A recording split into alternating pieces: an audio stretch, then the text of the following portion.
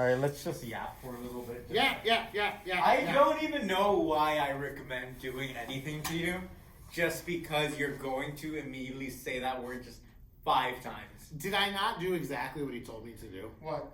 It's impossible to work with this guy. I know, sometimes. dude. He's just unhappy. I just don't want to be with Little Table, dude. My knees Unfulfilled are and unhappy. You cannot please this man. Okay, stop recording and I'm play taller it back. than you, and I can handle Little Table. I.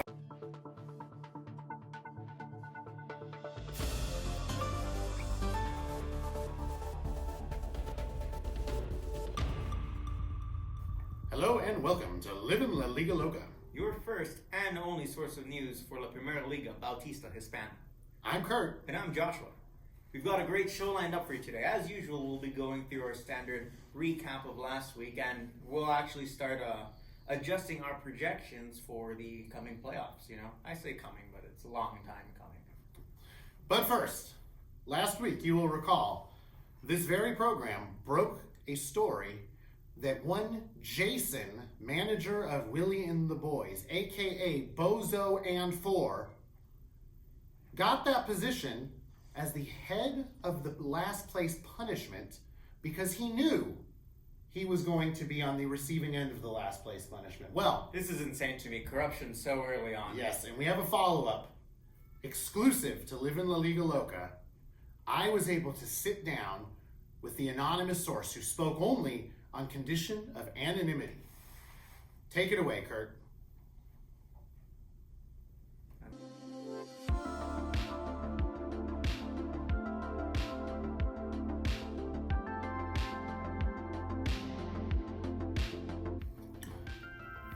Thank you for joining us on a serious edition of La Liga Loca. Joining us today is the anonymous source that came to me and broke this story wide open about corruption within the league. Jason, aka Bozo and Four, manager of Willie and the Boys, finding himself, ingraining himself to getting the position of making the last place punishment so that he would not be punished himself. Okay, I'm joined by our anonymous source who is only speaking on condition of anonymity, and so through the wonders of technology, we have blacked out his face and we have scrambled his voice digitally. So, thank you so much for joining us. Thank you. Thank you. And may I say, you look much more handsome in person and smarter too. Oh my gosh, thank you. Wow, thank you. Okay, now, to get to business. You came to me with this, if I may say, bombshell allegation that Jason, Bozo and Four, has essentially rigged the system so that he is in charge of the last place punishment because he knew he would be getting last place. Is that right? That's right. He came to me and told me that he wanted to be in charge of the last place punishment. In fact, he was insistent about that. Now, why do you think he wanted that? Well, I think it's because he knew that he was going to go Bozo and 21 this season. So he knew that he could not afford to have the last place punishment be something too severe. Now, you said that you offered a suggestion for a last place punishment, and he denied that suggestion. Is that correct? That's right. I texted him immediately after he asked for punishment ideas, and I said the last place should have to shave their head, to which he responded, "No one's going to do that. I was just about to say don't do that." And I think that he had in mind that hopefully people would suggest petting kittens as the last place punishment instead of something actually punishing. Wow. Serious stuff. Serious stuff. A problem I hope we will all keep an eye out. And I would like to extend an invitation at this time to Jason, Bozo and Four, to come on the show next week to clear your name, to defend yourself from these allegations. But thank you so much for coming. You are brave, You are beautiful. You are strong. And I think I speak for everyone in the league when I say we stand with you. Back to you in the studio. Wow. Powerful stuff. Impact. Powerful stuff. Wow. Well, we will, of course, open an invitation to Jason to come on this program next week and respond to some of those allegations that were just made in We that have interview. to. We can't just let this go. You know, this is too big of a thing to just let it go. For sure. After some of what we just heard, Life-changing. Yeah. Life-changing. for sure. All right, so moving on with the rest of our show, we're now going to be going over the recap for the exciting, very exciting week that just passed, you know? All right, so starting off, we're going to be taking a look at the Cracker Cruncher versus Team Alphas. Oof. You know, Joshua, that one was neck and neck. Neck and neck right until all the end. week. Yes, and you know, Moy started off this big projected lead. And then you saw Cheo inch, and then flip. Yep. And you saw him go up. And what happened at the end with Cheo? He The choked. worst choke I've ever seen. And there was a huge, I wouldn't say huge gap, but there was a pretty big, significant gap between them at the very end there. Cracker Cruncher finishing with 126.8 points, and Alpha's finishing with only 117.2. You know, that was rough. And Cheo, you failed me. I would have been ranked number 1 had you pulled this off. So You know, this just allows Moy to keep going undefeated and unpunished for choices he's made in the past, which is crazy to me. I have honestly not many words to describe it aside from crazy. there are no consequences for this man. I guess not. I guess not. You know, of all the people who are undefeated, I think Moy deserves it the least. But here we are. Here we are. Here we are. All right, now moving on to the next group. We got Mix's Matchless Team versus Commission Impossible. That was a fun one, That- Joshua. I gotta tell you. I have to- you okay, know, Mix you go. comes up to me this morning and he Yeah. says, "Commissioner, please have mercy." Yeah. And I gotta tell you, he closed the gap considerably. He did. He really You did. know, he really did. You know, I still beat him by almost 20 points. Yeah. But it was a projected 30 at the beginning. So he 147 and, 166. and let me tell you this about Mix's Matchless Team, okay? Let me tell you what I see with him, having now been in the trenches, the opposite trenches as him. You don't fight in the same trench. So, what I saw from Mix this week is Leon Draisaitl is heating up. Yeah. Heating up. Absolutely. En fuego, my friend. En fuego. En fuego. He is picante. Hot He is picante. calor. He is some other Spanish word that means hot. Yeah. And you know what? I gotta tell you, not a great week for Mix's Matchless Team. But if you look at the score, he would have beaten other than me, other than the new sheriff in town we'll get to later, and other than you, my esteemed co-host, he would have beaten anyone in the league. Yeah. And I think he is a team to watch. I think he's gonna go on a tear here. Definitely. I'm It's wrong. really easy to get your hard on yourself just because you lost this week or you lost a few weeks in a row. But like this is a thing that's building up. You know, this is a very long season. You got plenty of games before playoffs, and sometimes you really do just need to like start ramping up those players. And he's the real deal. He is. Really is. He is. Really is. Yeah. Yeah. All right. So, actually, before we go on, I wanted to mention too. Like, I had dinner with this guy the other day, Okay. and he was telling me this week was over since Monday. You know, and I get it. There was a huge gap, but I mean, like you mentioned yourself, there, Draisaitl is waking up. Mm-hmm. You know, I think we're going to be seeing that for a lot. And I think Matthews has more to give. I think Mix's Matchless Team is gonna be fierce. It's gonna be a great team. Definitely. All right, moving on to the next group, we got David the Vulture Kacheeks versus King's Nation.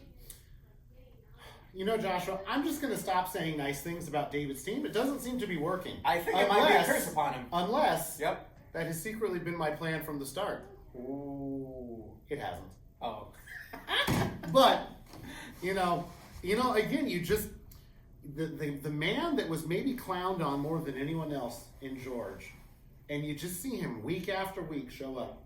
You know, I mean, how long is it going to take for us to say his team is also the real deal?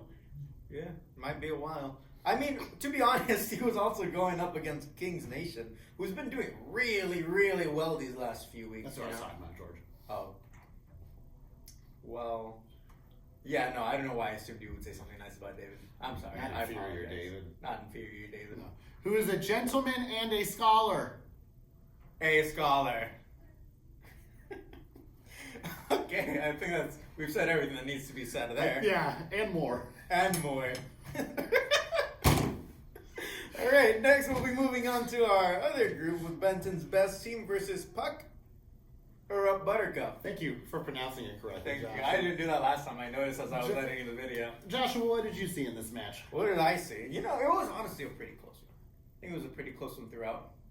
I don't know. I wasn't paying too much attention to it. Well, then I'll tell you what I saw. I saw Mr. Ben, Yes. manager of Benton's best team. Oh. Title results may vary. Okay? In the first shift of the week for Connor McDavid, he loses him. What we see here, a 146, a very respectable score. A very respectable score by any metric. Oh, that's A 146, he did it not only with a hole in his lineup, but that hole being Connor McDavid. I know, yes, I do remember now. Yeah, I did take a look at it. And I stopped looking because he had lost Connor McDavid. I thought, well, you know, that's it. It's over. It's over. And no, he really showed us that his team does not rely on Connor McDavid. While he's a great addition, yes, his team does not consist of only Connor McDavid. He really pulled through it. And, you know, Pucker Up Buttercup did have a injury as well, who's now on injured reserve. But I mean, that's after the man made like at least 6 points for his team. You know, I as I'm sitting here listening to you, the thought does occur to me. I think I have a suggestion for Benton's best team, a team name change. Really? Yes. I hear you've got a few of these, but no takers yet. Bangers is what I like to think of them as. Bangers, yes. Benton's Connors. Do you want to know why? Why? Thank you for asking, Joshua.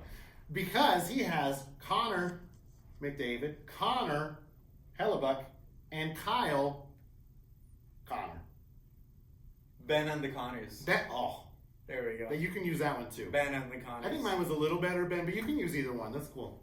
Connor McBenton. We're terrible. We're terrible. Gosh. Well, that really was a crazy one. You know, I thought we could just write it off like game was over. Nothing. But Ben is really showing us that he is not a team to just be underestimated. You know, he did not win that championship ring on a fluke. That was not a fluke. I think that's what he's proved. He's had a rough time early season so far, but I mean, clearly he's not out for the count. No. All right, moving on to our next team, we got Willie and the Boys versus Embrace the Suck. And let me tell you how heartbreaking it was to watch this one. This is definitely one I was following all week. And while I am happy for my man, Embrace the Suck, happy for Armando, one of my best friends, I have to say I'm sorry, Jason. I'm sorry. You know, I believe in you, man. I think you're going to make a comeback for sure. Regardless of what anybody says, you're too good of a man to just be written out. But, man, like, stuff needs to change. Stuff really needs to change. I know we got all season. I know it's plenty of games. But if he doesn't pick it up soon, we're going to see him fighting for just a higher place on the, Consolation Cup. The Consolation Cup. Where are we seeing him fight? You know, and personally, I don't want to see him there. I think he's got a lot of potential and definitely the chops to make it into playoffs, but nothing is changing. Do you think it's possible? Now, we're going into playoffs at the end of the video. Do you think it's possible that Jason will be the winner of the coveted participation medal this year? If he doesn't make it into playoffs, absolutely. Absolutely. Well, let me give you my take on what I saw here. My take is that Jason should be profoundly grateful to Armando. Really? Yes, because I was prepared to come on here and call him Bozo and 4. I was prepared to talk about how next week he's going to be Bozo and 5. You know, I was prepared to break the record on this program of how many times I use the word Bozo. Yes. But I've got to tell you, I do not want to take anything away from Armando. True. Do you want to know what I think? What do you think? I think that there is a new sheriff in town. Ooh. I think Armando got off to a rough start, which was, somewhat comical based on how last year went. And then here he is, just casually dropping the highest score of the season. I know, that was And crazy. You have a Brandon Montour hat trick. You have Kirill Kaprizov, who's looking like he's going to be fighting neck and neck with, by the way, Nikita Kucherov, also on his team. They're going to be, in a running gun battle all year, I think, for first place overall. Yeah. And so I'm just going to say it right now. There's a new sheriff in town. His name is Armando. He wears a beautiful blue checked suit that I also own one of. Great suit. Great suit. And you know what they say? It's the man who makes the suit. Absolutely. My dad has the same suit, so clearly great men wear these suits. Exactly. And I should buy one of these suits. And so I'm just gonna say, I think Jason should thank Armando next time he sees him, because I don't even want to focus on Jason right now, because I just think the focus needs to be on the new sheriff, Armando. I really do. Really.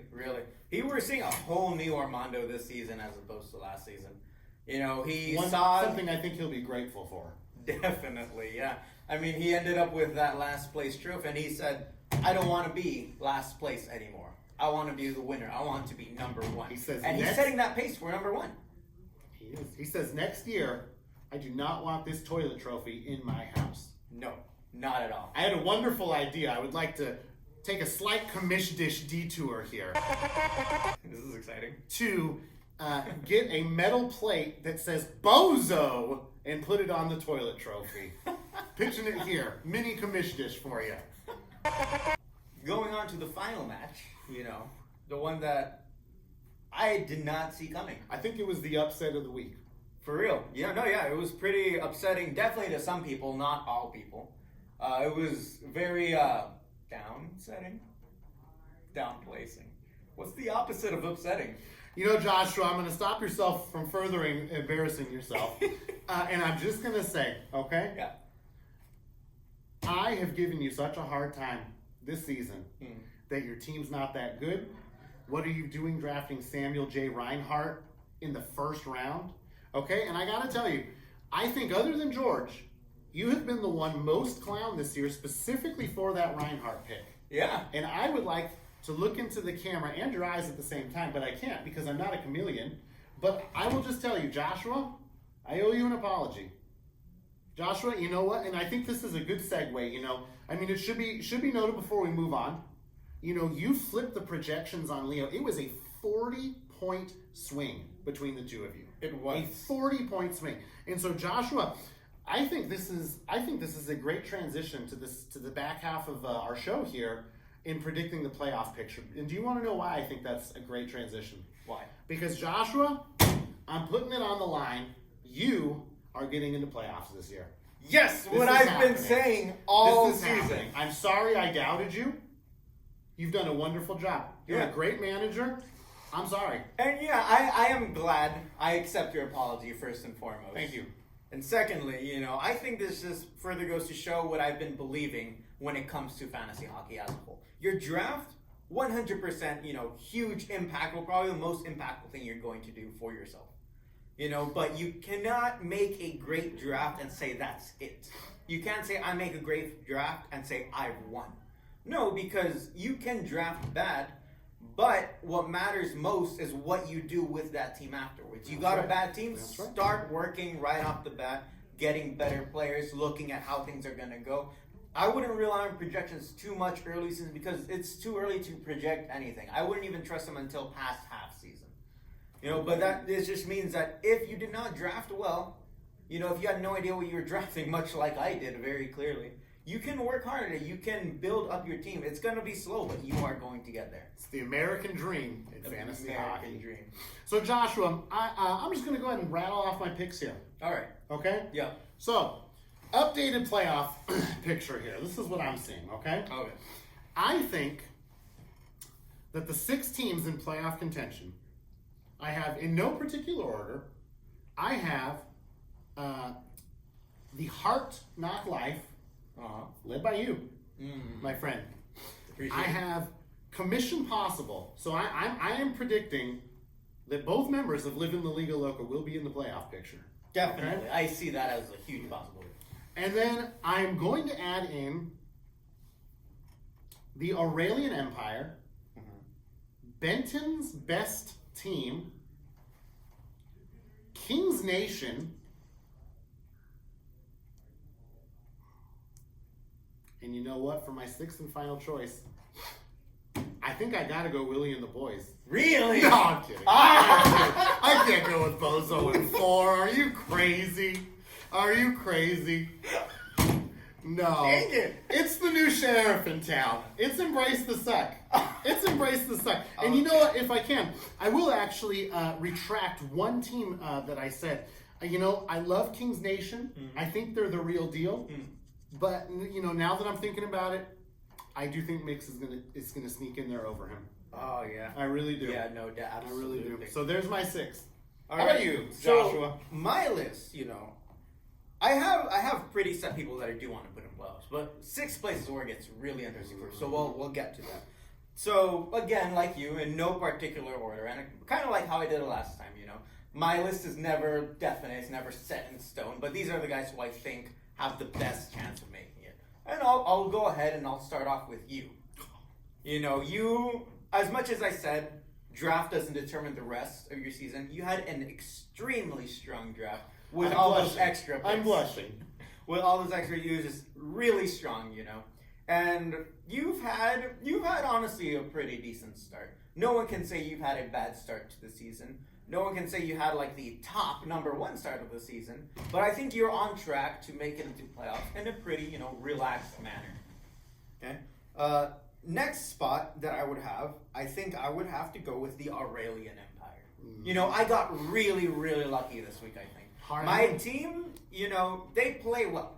Reinhardt, awesome guys. I had these 2 guys from the Kings. I have Fiala, I have Kemp, both really great players as well. They seem to be consistently putting up numbers for me. And I've got more players who are just like that. However, I think a lot of it can just be attributed to the Aurelian Empire's team just not performing as well as they could have.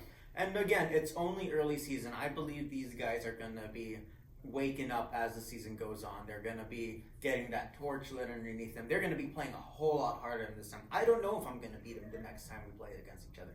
So Aurelian Empire, definitely a really tough team to play against, and I do think they're going to be in playoffs. Third on the list, I want to put in Mix's match listing. Like you mentioned before, another guy whose team is waking up. Someone you just cannot write out. Definitely a dangerous guy to be playing against. Sure, slow start, sure, but later on in the season we're going to see him become one of the toughest teams. I'm certain of it. Let's see. That was number 3. I think number 4, we're going to have to put in Embrace the Suck. Like I said, whole new Armando. New sheriff in town. Whole new Armando. Sheriff. This dude, I think people were wanting to honor him because he was on the last place. Like, oh, he's not going to be someone that we have to worry about. Even I said, who knows? Maybe he makes the same decision last time and just dumps the team after a few losses. He gets a little bit cold feet and wants to change his whole team around. I don't think that's happening this time anymore. Hasn't happened yet. Hasn't happened. I do not think that it will. That is 4 people. Let's see. Number 5. See, 5 and 6 are the 2 spots that I think people are going to be fighting for. Okay, I'll try to give one definite for 5, and I'm going to say that that 5 is going to be King's Nation. Okay. King's Nation. I can see it. I've talked about it before. The guy is the dark horse. The guy is the underdog. I think he's going to be extreme. He already shown that he's pretty strong, and I think he's going to continue being strong throughout the rest of the season. For sure, this man makes playoffs. Okay. Last season, it should be noted, I did not beat George once. Didn't beat him once. And you haven't beaten him this year either. Haven't beaten him this year either. I'm wondering if I just won't beat him another season, honestly. And clearly, there's a lot of people who looks like they're going to be going through the same thing so far. This man is really strong, not to be underestimated. All right, now 6th place. 6th place is probably the most interesting because I got a few people. Definitely Benton's best team. Haven't mentioned him yet, but this guy is really strong. We've seen that he's made a few changes, but definitely not as much as anybody else. And I think he has the right idea. You know, you got to stick to those people. He knows he's got good players. He knows that they're not performing super They can well at get the it done. moment, but he knows that they're good. So he's putting all of his faith in them, and I think that's the right choice here. Another team that's going to be waking up, you know. He's already tough to play against. Imagine how he's going to be later on in the season. He's the champion for a reason. So he's going to be one of them. But I also think Willie and the boys is going to be fighting tooth and nail for that 6th place. Don't look at me like that. Don't look at me like that. I believe in Jason. We've talked about teams being slow in the beginning and then building up later. But most importantly, and this is something I think we need to talk about, are trades and how they've been going on. I'm over here. If I hear where you're coming from. I understand. I get it. I do. But that only is true if nothing changes when it comes to trades, if nothing changes when it comes to people picking up and dropping people.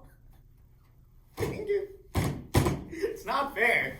It's not fair. I know how good of a manager Jason is. He's an outstanding manager. Yeah, you know, when I think of a record of Bozo and 4, I know the word outstanding is what comes into my mind. I hate you.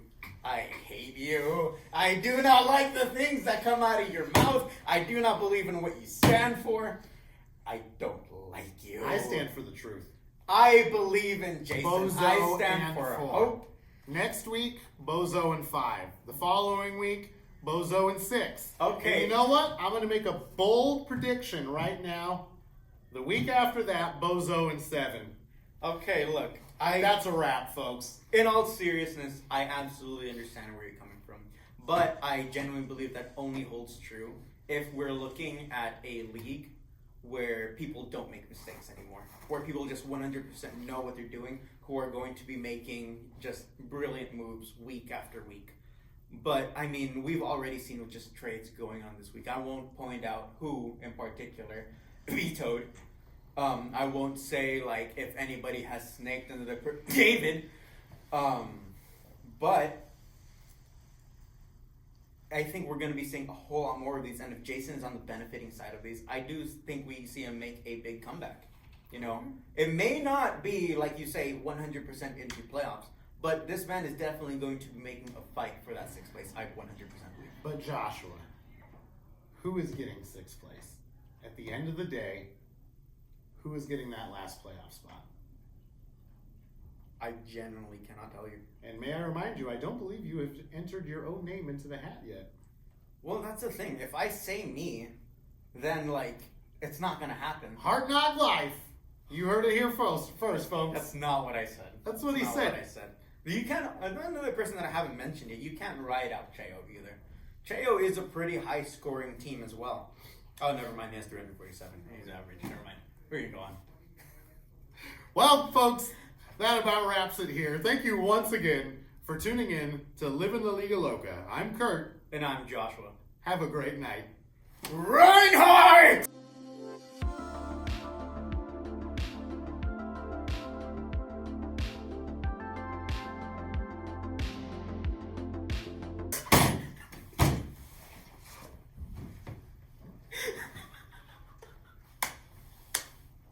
That was so good. That was so good. Good for you. Good for you. What did he yell, Reinhardt?